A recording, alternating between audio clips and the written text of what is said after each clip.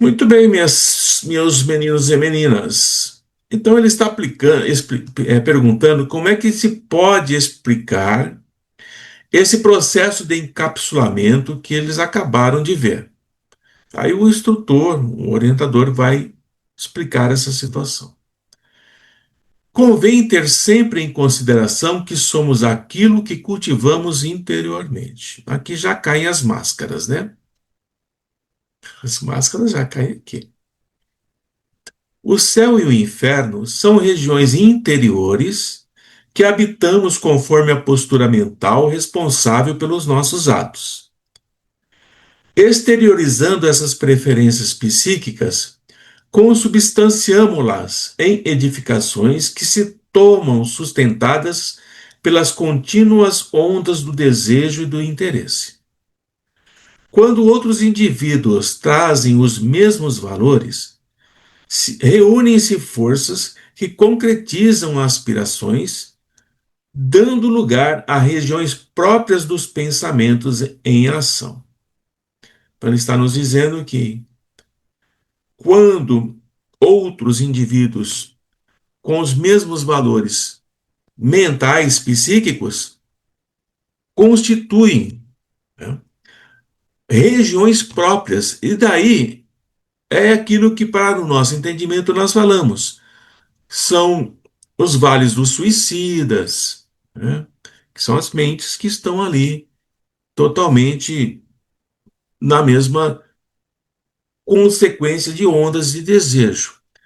E temos ali as ondas, os vales dos políticos, os vales dos pedófilos, os vales daqueles que têm as suas mais diferentes perturbações que possam ser.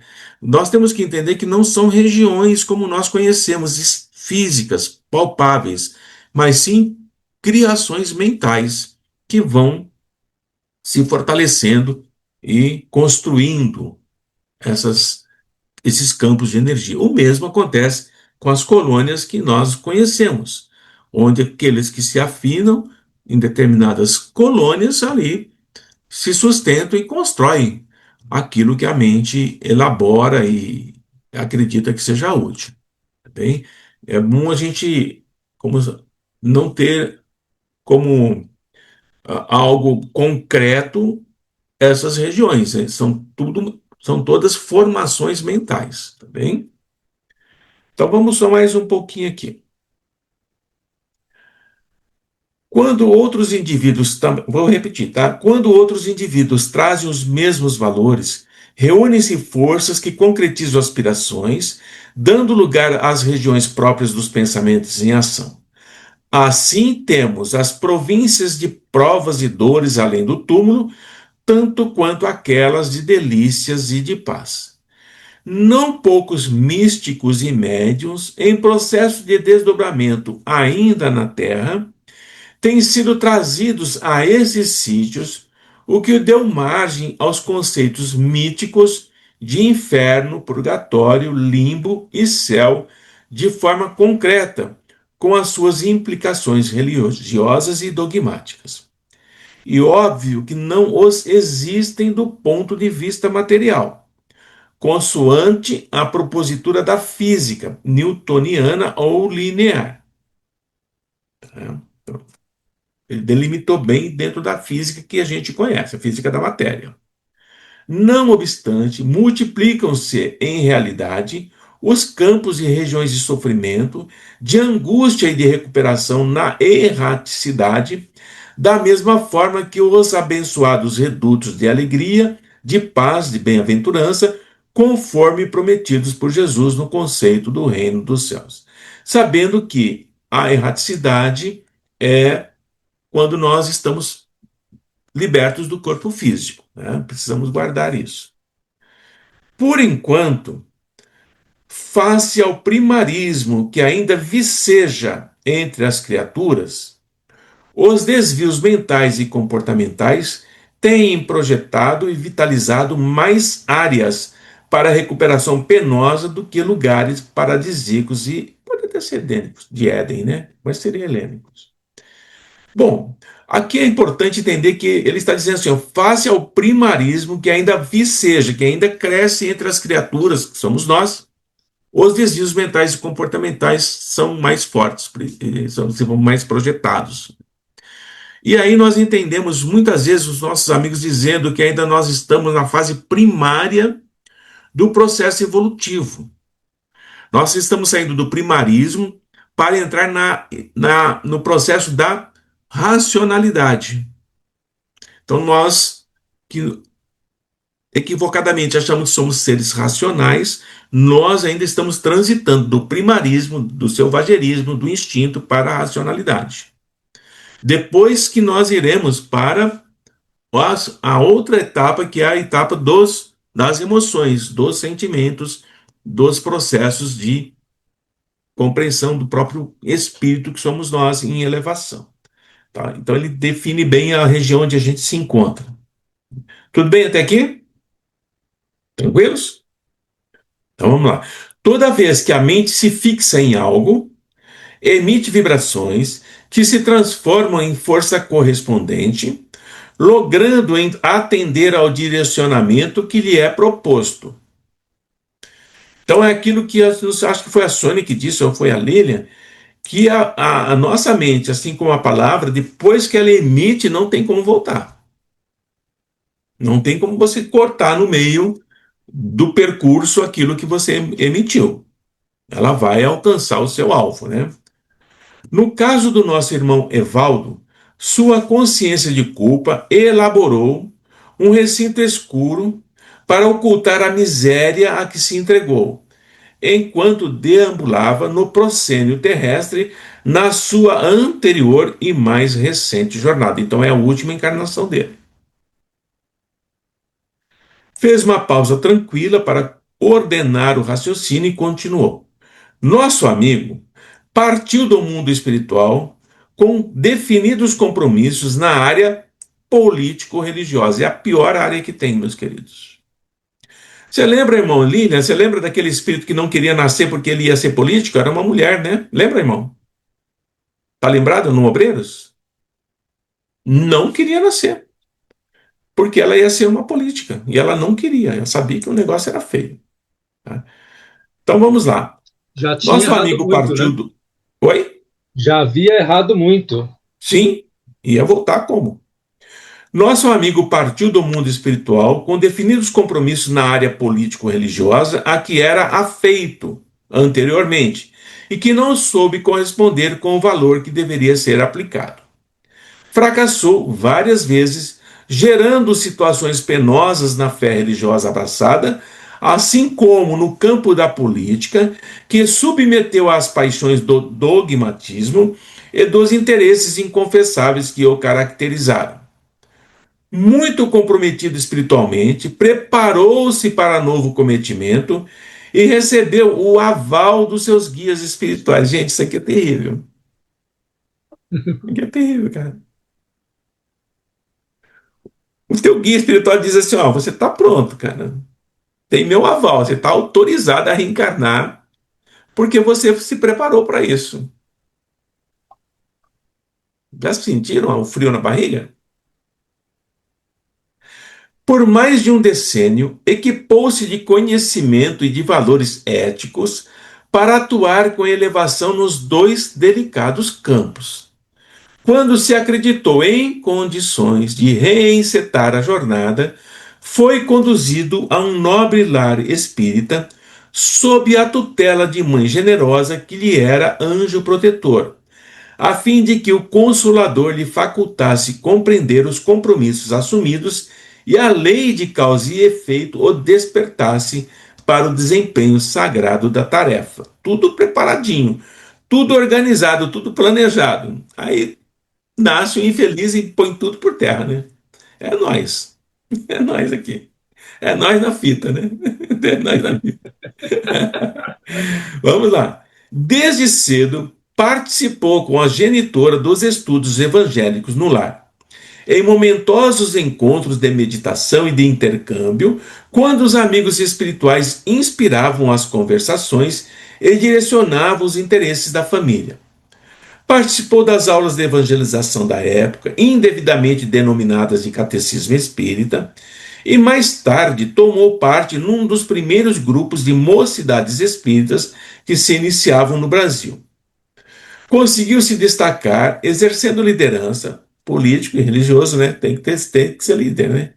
Porquanto, para tanto, fora preparado enquanto simultaneamente estudava direito. Outra área terrível, né? Bacharelando-se, teve a felicidade de ser convidado por hábil advogado político que o iniciou na difícil conjuntura administrativa do país, na qual conseguiu amealhar expressivos recursos financeiros. Logo depois, consorciou com excelente companheira e, enquanto o triunfo lhe batia às portas, permitia-se o distanciamento da fé espírita. É claro que se justificava como sendo vítima da falta de tempo, escamoteando o constrangimento que sentia de declarar-se espiritista nas altas rodas, nas quais agora se movimentava entre luxos e preconceitos mesquinhos. O tempo é inexorável e todos passam por ele, que permanece inalterado. O Dr. Evaldo, então, proeminente político, esqueceu-se completamente dos compromissos espirituais. No auge do poder, tomado pela avidez desvairada para o enriquecimento ilícito, acumpliciou-se com amigos envolvidos em corrupção e, em breve, derrapou em terríveis enovelamentos morais, desviando verbas que deveriam atender necessidades urgentes e salvar vidas, transferindo-as para contas fora do país, nos denominados paraísos fiscais.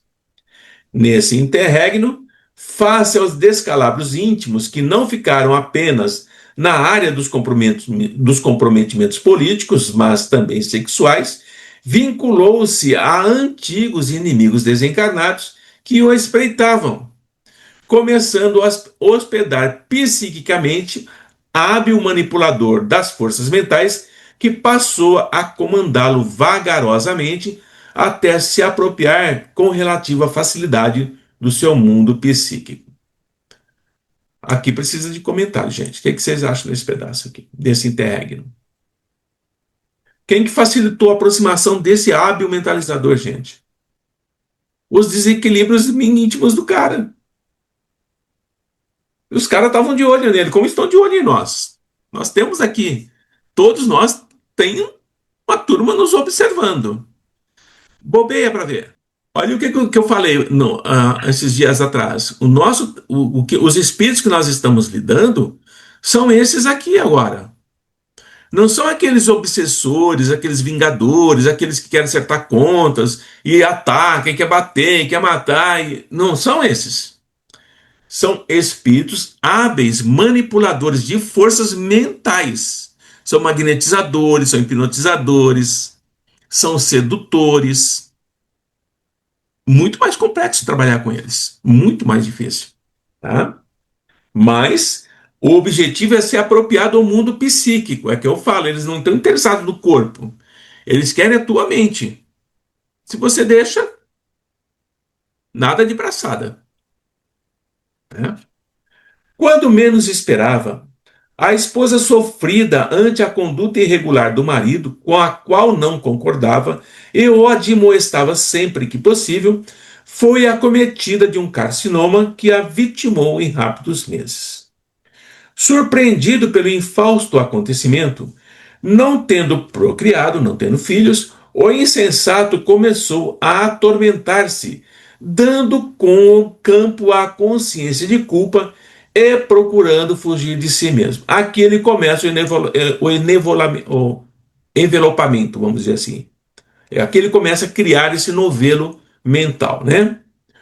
Os valores amealhados de nada lhe valeram. Tudo que ele aprendeu na espiritualidade foi pro lixo, né? Porque não podiam minimizar os conflitos íntimos e a sensação de que a morte da mulher, em condições muito dolorosas, de certo modo, era uma punição à sua conduta irregular, como se a divindade se utilizasse de mecanismos mórbidos quais os dessa natureza. Não é o Filomeno que está falando, é a análise. Ele está dizendo assim, ó, está culpando Deus aí por tudo que está acontecendo com ele. Aí aumenta o processo de culpa, aumenta o arrependimento, aumenta o campo mental de se prender nesses fios da própria mente.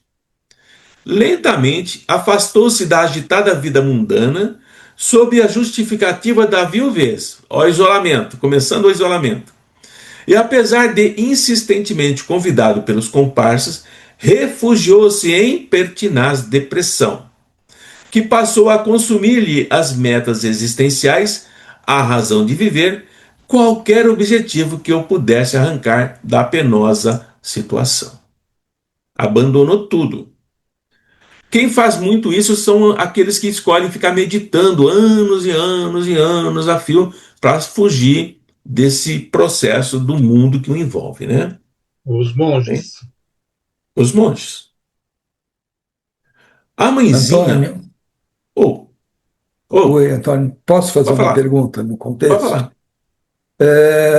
No trabalho mediúnico, como é que se faz para evocar um espírito dessa natureza? Esses não tem como evocar. Dessa natureza não tem como.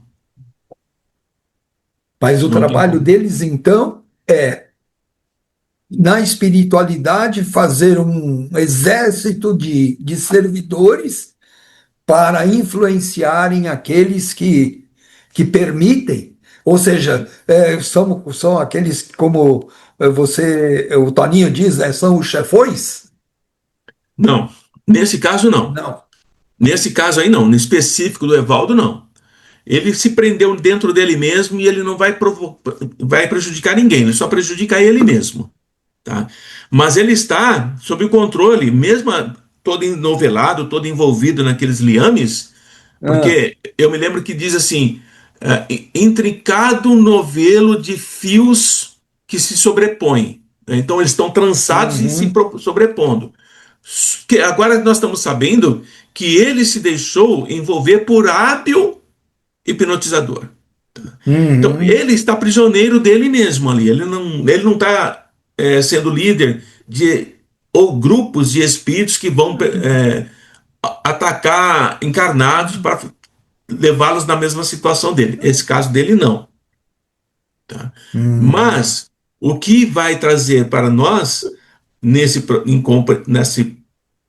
nesse, nessa leitura que estamos fazendo é nem precisa, porque a própria mente está fazendo o trabalho. Não precisa de obsessor, não precisa de grupo cercando. A própria mente está fazendo. Mas essa mente está ligada ao hipnotizador. Por isso que eles uhum. colocaram aquela proteção na testa, lembram? Ah, ok, tá, Por isso eu que eles esqueci desse colocaram aquela detalhe. proteção ali, para a mente do outro Ah, ok, não entrar. Então, nesse ok. processo, é muito mais complexo, muito mais delicado e difícil você atender um espírito como esse. Nós só vamos conseguir atender esse espírito não por evocação. Não por evocação. Ah, vamos chamar o espírito de fulano que está em tal situação. Ele nem ouve. Nós só vamos atendê-lo quando a espiritualidade que fez esse trabalho de fazer a cirurgia, de fazer o tratamento, considerar que ele está em condições de entrar numa reunião mediúnica, de ser levado a uma reunião mediúnica, receber energia vital dos médiuns e dos trabalhadores para que ele possa se fortalecer. Só nessas condições que ele chega até nós. Senão não chega, não. Ou então pega um médium como a Lilian, como a Lia, como a Grace, quando eles dormem, pegam esses médiums, ou o Toninho, que tem muita energia, levam para o local onde ele está, e aí esses médios trabalham lá. Mas na reunião Hum, mediúnica, por evocação, não. O desencarnado, por exemplo, por suicídio, que é o caso do nosso irmão Enzo, você pode hum, evocar. Pode evocar. sim, É um outro processo. Tá? aham, Esse é entendi, bem entendi. distante uma coisa Ok, da outra. Tá A bem. mãezinha, ora desencarnada, envidou esforços exaustivos para arrancá-lo da situação pungente a que se entregou. Mas tudo redundou inútil, porque o torturado começou a perceber o quanto a sua avidez contribuíra para a miséria de muitos seres humanos necessitados, os quais deveria defender e amparar, através dos mecanismos políticos e da fé espírita que anteriormente esposaram. Estão lembrando de algum pastor que está nessa situação? Né? Um pastor chamado Silas? Está aqui, ó. Está aqui. Não sabe ainda, mas está. Né? Tentando ocultar o drama, o seu inconsciente começou a criar a teia vibratória que terminou por envolvê-lo, então, sob o direcionamento do adversário espiritual. O adversário estava controlando ele. Faça assim, agora você trabalha com esse tempo de arrependimento, com essa culpa, e você se deixa envolver pela culpa, e a mente está no controle do outro, não é mais ele. Né? 3 anos transcorridos após a desencarnação da senhora, sucumbiu em triste ruína humana, negando-se à alimentação, autossuicídio e ao tratamento especializado. Olha como a coisa vai. Que, embora sob imposição vigorosa de outros familiares, não conseguiu arrancá-lo do abismo da consciência culpada ao qual se atirara com sofreguidão. Não tem nada de fantasioso aqui, gente. Isso é a dinâmica da nossa mente. Né? Não é algo que o autor está elaborando e fantasiando, não. É algo que nós vivemos isso nas salas mediúnicas o tempo todo. Os médios se assustam com isso. Os médios acham que é coisa da cabeça deles. Depois diz assim para mim: Ah, eu não ia ter uma mente tão fantasiosa quanto o que aconteceu aqui. Não, não tem mesmo. Olha lá, dá rio lá. Tá vendo lá? Eu não teria uma mente que conseguiria construir uma história dessa. Eu não tenho mesmo. Porque é o que a pessoa viveu mesmo, né? Mas o médium aprende. Novamente, o psiquiatra silenciou, demonstrando uma profunda compunção pelo enfermo. A seguir, concluiu: em deplorável estado mental e físico, desencarnou. Jugulado à estranha obsessão, prisioneiro dessa obsessão, por ressonância dos pensamentos perversos do inimigo, que o aguardou no pórtico da imortalidade, encarcerando-o nos fios vigorosos da própria urdidura mental e recambiando-o para o escuso recinto onde se amniziava. Então, o que esse adversário fez? Esperou ele desencarnar. Depois que ele desencarna, isso aqui é importante, hein? Encarcerando-o nos fios vigorosos. Ele envolveu agora com os fios dele, que aprisionou o sujeitinho ali. Não é só a mente do cara que está criando aquela camada. Por isso que lá atrás, lembram que iniciou-se uma delicada incisão cirúrgica, tentando alcançar o cerne daquilo que estava envolvido. Porque há ali uma mescla de energias em ressonância, né? Não é só do nosso amigo Heraldo aqui. Ali, sob hipnose cruel, vergastou-o por mais de um decênio, após o que foi transferido para o nosso hospital por intercessão da mãezinha abnegada. Aqui demorando-se até este momento, quando começa o seu processo de despertamento para o encontro lúcido com a realidade. Então, ele só foi socorrido por causa da mãe. Porque ele não tem condições de mandar nenhum pedido de socorro. A mãe é que está ali. Mãe é mãe, né? Mãe é mãe. Então, Deus meu, exclamei emocionado, quanto a aprender a corrigir no mundo íntimo, Alberto, sempre silencioso, aduziu com jovialidade. Não é por outra razão que o mestre nos informou que mais será pedido àquele a quem mais foi dado. De fato, quem possui a luz embutida na mente e no coração não pode andar em trevas, semear escuridão, para tanto, apagando a própria claridade íntima, pois que, sem qualquer dúvida, voltará a percorrer o mesmo caminho e o defrontará conforme eu tenha deixado. Assim, emocionados e reconhecidos, nos despedimos do culto e generoso médico, rumando ao gabinete do Dr. Inácio Ferreira, onde éramos gentilmente aguardados.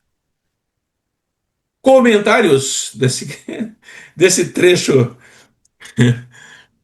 de um pesadelo espiritual? Porque ao voltarmos para a pátria espiritual que voltaremos, nós voltaremos e o nosso mentor espiritual, aquele que deu o aval para a gente reencarnar, não, o Carlos está pronto para reencarnar, o Antônio está pronto, a Lilian está pronta, a Grace, todos que estão aqui estão prontos. Nós, cada mentor assina, né, para reencarnar, vai olhar para nós e vai se sentir feliz porque a gente conseguiu cumprir a maioria daquilo que a gente programou. Do que ele se envergonhar de que você chegou sem nada nas mãos, né? Só miséria nas mãos e tem que fazer tudo de novo. Esse é o problema. Lições de sabedoria, capítulo 22. Estamos quase no finzinho. A aprendizagem prosseguia, ampliando meus horizontes do entendimento em torno do ser, do seu destino, das aflições e alegrias que são vividas ao largo do processo evolutivo. Em todo lugar, naquele pavilhão, que era apenas um dos 4, reservados aos alienados mentais que permaneciam vinculados às reminiscências terrestres e aos seus engodos, eu defrontava a lei de causa e efeito no seu mistério de disciplinar e educar, orientar e libertar o espírito das amarras que o jugulam às heranças do primarismo, por onde passa ao largo da vilegiatura carnal. Então, nesse pavilhão isolado, estão os espíritas desencarnados que ainda estão vinculados às lembranças da Terra. Por isso que eles estão isolados. Entenderam? Não é porque são violentos, porque a mente está presa ainda. Novos contatos permitiam-me penetrar em questões dantes jamais concebidas, que fazem parte da natureza humana e se sediam nas estruturas mais complexas do ser espiritual. A existência corporal é sempre um desafio dignificante que deve ser vivida com elevação e respeito pelos postulados que facultam o crescimento interior no rumo da plenitude. Nem todos aqueles que se encontram mergulhados na neblina carnal, no esquecimento da carne, dão-se conta do alto significado dessa concessão superior da misericórdia divina. Enquanto transcorre em clima de júbilos infantis sem mais graves compromissos, predominam os encantamentos que logo passam, assim se desenham os exercícios de autoaprimoramento, de autoiluminação, mediante o serviço do bem, o sacrifício das paixões, a renúncia às ilusões, o testemunho depurador pelo sofrimento. Anestesiado pelos vapores do organismo, o espírito transita sem responsabilidade, comprometendo-se e despertando para os necessários resgates, até adquirir a consciência de si mesmo, definindo-se pela marcha ascensional sem estágios nos patamares de sombra e de dor. O tropismo divino atrai-o e fascina-o, poderoso e absorvente, fazendo-o superar os atavismos ancestrais e romper as vigorosas redes retentivas da retaguarda. Então, o passado sempre nos prende. Tá? E é preciso não retornar a esse passado, mas trabalhar esse passado no presente, nas dificuldades que se apresentam, e no futuro, quando esse presente se torna passado também junto com os demais. Né? Então vejam, nós somos anestesiados pelos valores do corpo, pelos vapores do corpo. O nosso corpo nos anestesia, tá? Esse processo de libertação é, às vezes, penoso, feito com suores e lágrimas, oferecendo, logo depois, o prêmio da harmonia, da superação dos instintos e dos tormentos. Empenhar-se com acendrado interesse pelo conseguir deve ser a meta de todos nós, que ainda nos encontramos vinculados aos vícios milenares, prejudiciais e asselvajados. Isso aqui que dificulta para a gente. Nós já sabemos o que fazer, mas nós temos vícios milenares em nós. E é difícil romper. Por que o vício é complexo? Porque o vício está relacionado com o circuito do prazer no nosso cérebro. E o circuito do prazer é o que nos determina o vício. E você entra em abstinência quando você não faz. Aí você tem essa compulsão por fazer, porque precisa alimentar esse circuito com dopamina, né? Ali tiveram a oportunidade de conhecer abnegados servidores anônimos que se encarregavam de tarefas humildes, umas, aparentemente insignificantes, outras, nas quais investiam todo o amor e alegria, procurando ser úteis, intensificando o propósito de sublimação e aguardando confiantes o futuro. Espíritos que, na terra, haviam envergado a túnica do destaque social, mantido nas mãos a adaga do poder, transitado entre honrarias e louvores, agora se encontravam mergulhados na simplicidade, por onde recomeçavam o desenvolvimento ético-moral para a construção superior de si mesmos. Por outro lado, encontrara testemunhos de renúncia incomparáveis, em que almas nobres aguardavam a recuperação dos seus afetos, para somente depois ascenderem a planos mais elevados e desfrutarem de bem-estar. Isso é um tradicional, viu? Espíritos que já podem estar em mundos mais elevados ficam em mundos menos elevados porque aguardam os seus entes queridos se recuperarem para depois eles irem, né? O serviço de auxílio ao próximo sofredor, em nome do amor, exigindo-lhe sacrifícios contínuos, possuía-lhe significado essencial em detrimento das próprias alegrias que adiavam, a fim de que os seus júbilos não se assentassem no esquecimento das lágrimas que os aguardavam para enxugá-las. Um mês se havia passado desde que chegáramos ao hospital e fôramos carinhosamente recebidos. Com esse saldo credor na economia dos sentimentos, encaminhei-me ao gabinete do Dr. Inácio Ferreira, a fim de informá-lo de que, no dia imediato, retornaria à comunidade onde residia, ali prosseguindo no desempenho das atividades que me diziam respeito. É difícil se despedir, né? Um mês de trabalho, você vai ter que, olha, amanhã eu tenho que ir embora, é muito duro isso. O médico berabense recebeu-nos com efusão de júbilos, explicando-me que Eurípides Barçanufo, recordando-se que o prazo referente ao meu estágio terminava, houvera-me convidado e a outros amigos por seu intermédio para nos reunirmos na sua residência, a fim de participarmos de um encontro informal de despedida, o que ocorreria às 20 horas daquele mesmo dia. Vocês querem terminar ou vocês querem parar? Faltam aqui, pelas minhas contas, 6 páginas. Mas já são 14 horas e 50. Melhor é para vibração, né? O que vocês acham? A Soninha não vai entrar hoje? Ela Ela está só, numa entrevista com o Guilherme, ela né? só entra 3 horas, né? Vamos até 3 horas, dá o tempo Tá bom, dela, né? então vamos até as 3. Hum. Não pude ocultar o entusiasmo que, por pouco, não me conduziu às lágrimas. Eu já teria chorado há muito tempo. Reconheço as deficiências que me tipificam o processo espiritual, e receber tão generosa deferência representava-me alta responsabilidade em relação àquele momento e ao futuro que me aguarda.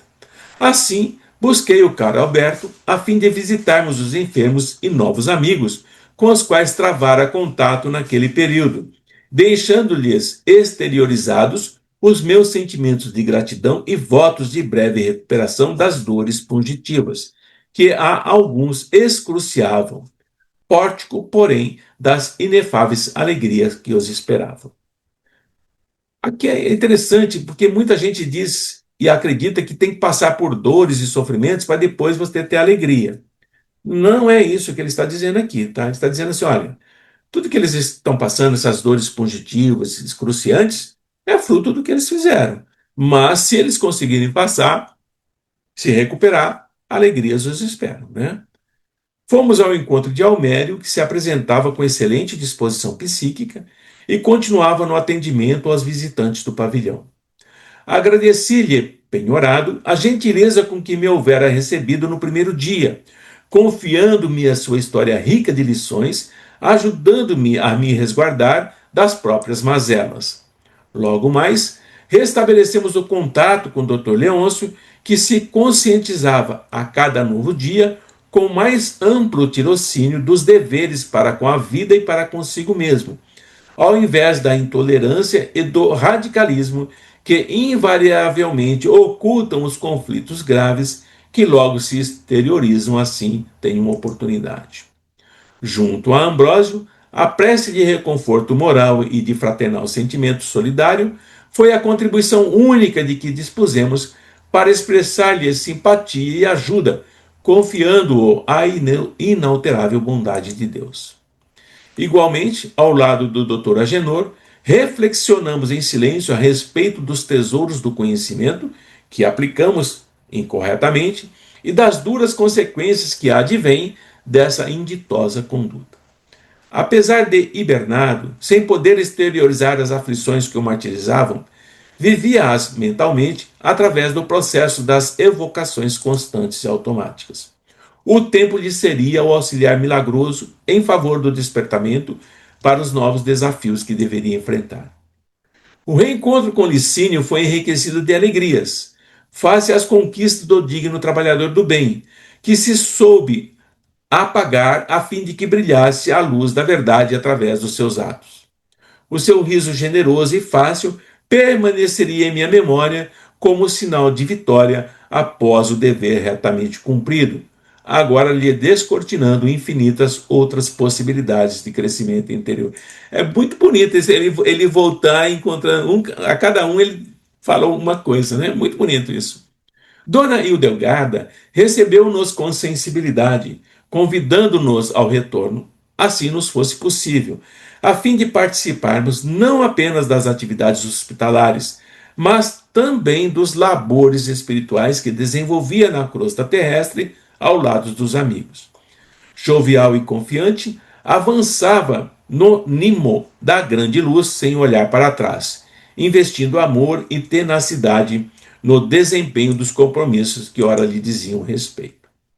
O irmão Gustavo Ribeiro apresentava-se mais animado, embora os vínculos profundos que ainda mantinha com o lar e o peso do arrependimento que o esmagava.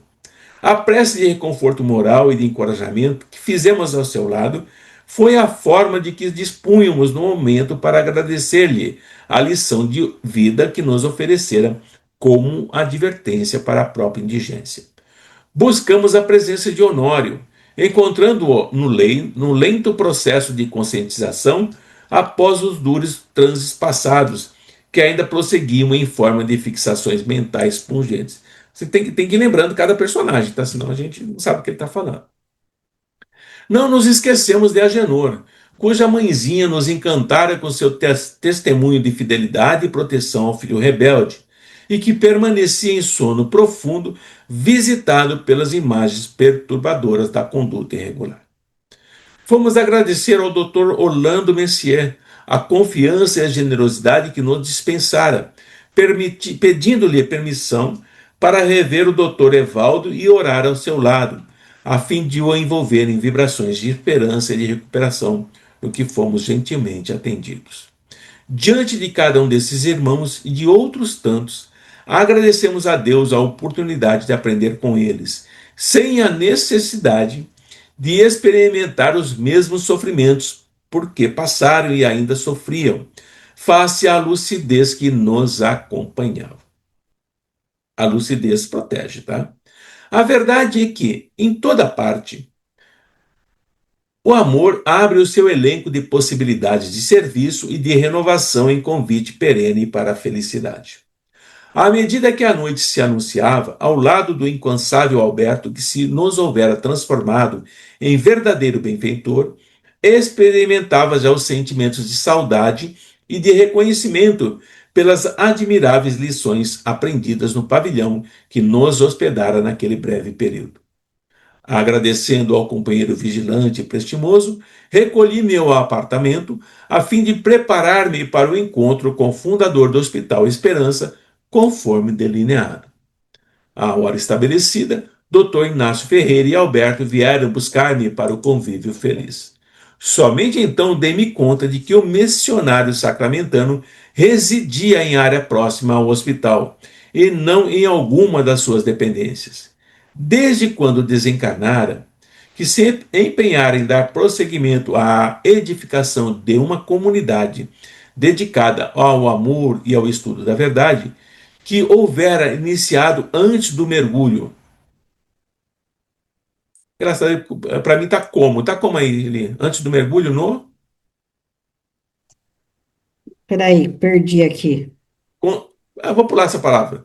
Conseguindo, ao largo dos anos, receber nas diversas edificações familiares e amigos mais recentes, tanto quanto de épocas recuadas, a fim de prosseguirem juntos no ministério iluminativo, assim iniciando a fraternidade mais ampla entre eles, pródromo daquela que será universal. Muito bem, deu 15 horas, não temos ainda mais 5, né? 5 páginas, melhor a gente parar. Caros amigos, o amor fraternal esteja entre nós e o amor do Mestre possa nos iluminar, mantendo-nos firmes no caminho da evolução.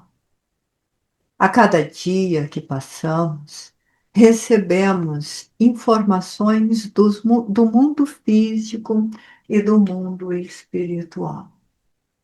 A do mundo físico traz conturbações, angústias e medos que levam muitas vezes os nossos irmãos se desesperarem, ficarem doentes, ansiosos e depressivos e buscando a porta falsa da saída rápida da vida para descobrir que entra na existência perene do espírito, só que não em luz, perdido nos mundos de sombras, de angústias e dores inenarráveis, amplificando dentro do seu coração a angústia e o desejo de contar para os seus que não está bem, que sofrem em dobro, aquilo que procurou fugir, desconectar-se. A porta falsa do suicídio, caros irmãos, é um dos trabalhos mais angustiantes que encontramos na espiritualidade. Porque, apesar dos dedicados corações cheios de amor, como Maria, entre outros, alguns espíritos seletos, como Eurípides, Caibar, mostram a angustiosa aflição de amparar estes irmãos em dores e, ao mesmo tempo, consolar os corações aflitos daqueles que ficaram.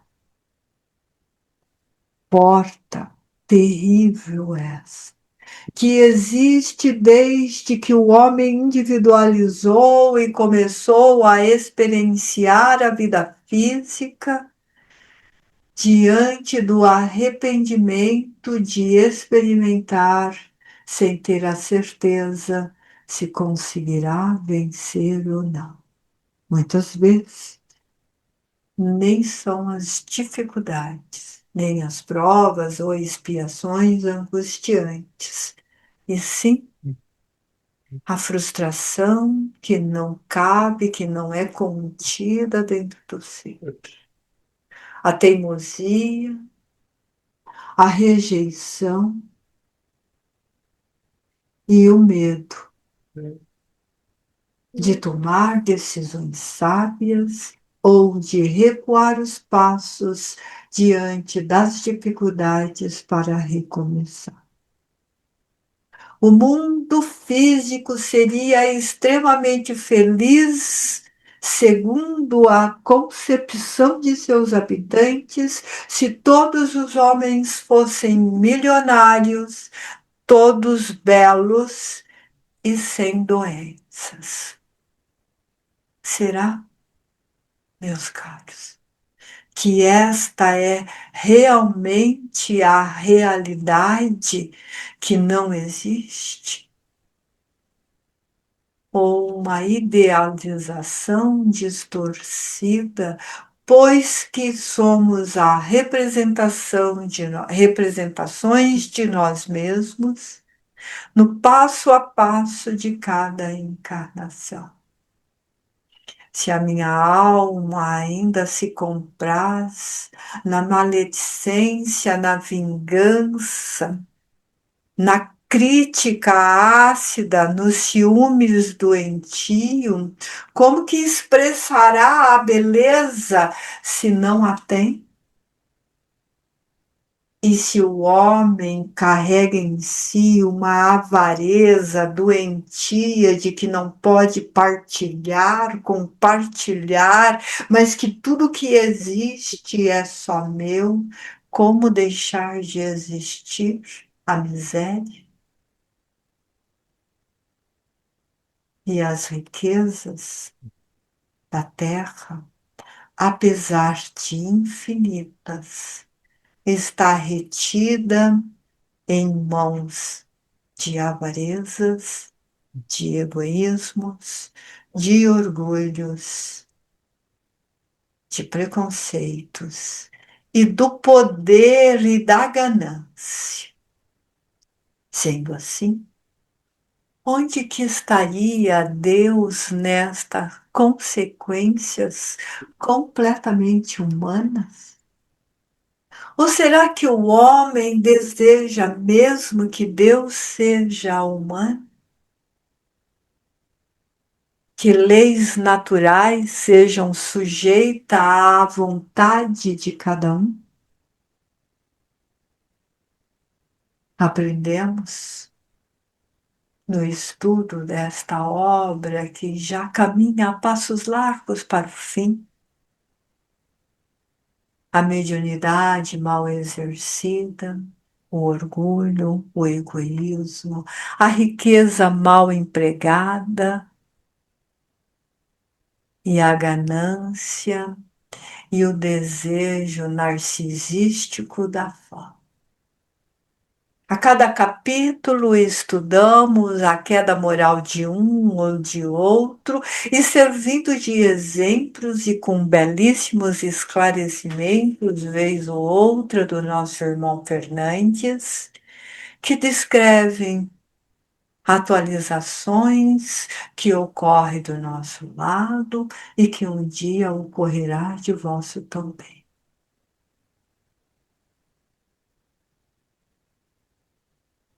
O quanto desta lição aprendeste e apreendeste em vossos corações para praticar pela infinidade de tempo?